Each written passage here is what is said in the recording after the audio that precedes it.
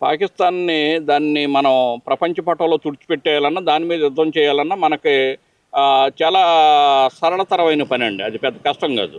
అయితే మరి అధునాతన వెపన్స్ ఏవైతే ఉన్నాయో ఈ ఎన్‌బీసీ వెపన్స్ ఏదైతే న్యూక్లియర్, బయోలాజికల్, కెమికల్ వెపన్స్ ఏదైతే ఉన్నాయో ఇవి మానవాళి మనుగడకు ముప్పండి. యావత్ ప్రపంచాన్ని వాటిని ప్రయోగిస్తే అది అందరూ కూడా తుడిచిపెట్టిపోతారండి. అది మామూలుగా వెపన్స్ అయితే ఆ వెపన్లో ఉన్న బుల్లెట్ ఎవరికి తగిలిందో వాళ్ళ మట్టుకే ఇందులో ప్రాణాలు కోల్పోవడం జరుగుతుంది. ఇది అలా కాదండి. దీంట్లోంచి ఏదైతే రేడియేషన్ ఇవి వేవ్స్ ఏదైతే వస్తాయో మొత్తం ప్రపంచాన్ని తుడిచిపెట్టారు. దాని గురించి మరి ప్రపంచాన్ని మొత్తం కూడా దృష్టిలో పెట్టుకుని మన భారతదేశం ఈ పని చేయటానికి ముందడుగు వేయలేకపోతుందండి.